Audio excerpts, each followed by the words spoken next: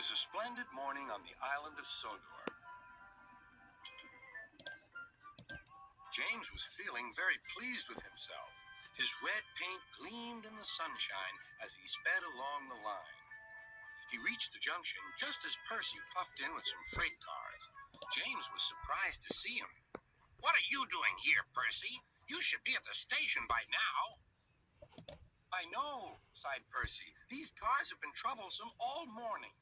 "That's no excuse, Percy. Nothing should stop us. Sir Topham Hatt relies on us to be on time. Now, if you'll excuse me, I'll be on my way." And James puffed importantly away. "Bossy buffers," muttered Percy.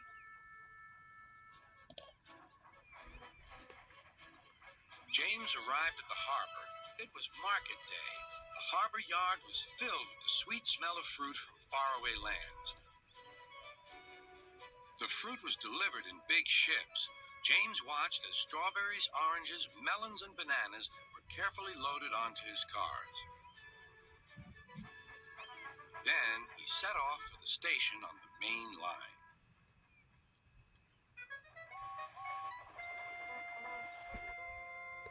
On the way, he met Thomas. "Really reliable, that's me," panted James. "Pity the same can't be said for Percy. Goodbye." "What was all that about?" gasped Annie and Clarabelle. That was trouble. Trouble for James. Just wait and see. Percy was back in the yard and busy shunting. He had the cars in good order and was making up for lost time. But the station master had bad news. "What's happened?" asked Percy's driver. "James's brakes have jammed. We need Percy's help right away." Percy quickly set off to the rescue.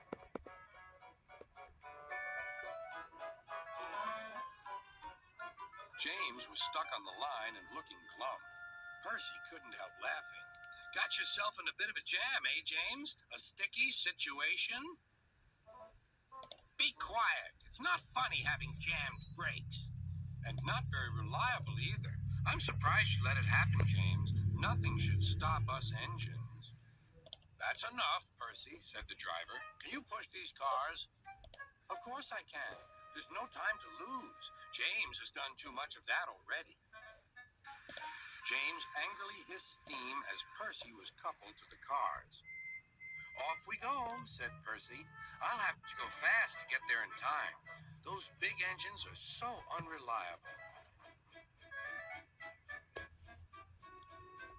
"Be careful, Percy," called his driver. But Percy was in a hurry.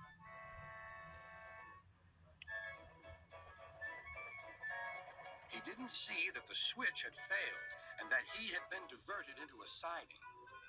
"Look out, Percy," shouted his driver, and applied the brakes, but it was too late.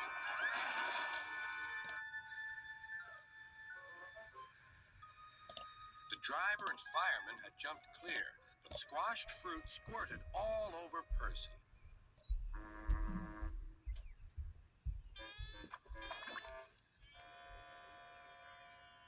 Sir Topham Hatt arrived. "Percy, you are not to blame for the switch failure, but I do not run a jam factory." "Yes, sir. No, sir." And Percy squelched sadly away. That night, the shed was silent. James and Percy felt very sorry for themselves. At last, Thomas spoke. "You know," he said to no engine in particular, "there's more than one way to get jammed. We all learned that today." Still, there was silence. What's more, we also learned that sometimes when engines help each other out of a jam, things can still go wrong. "So," said a voice, "so that means we learned a lot today, and therefore..."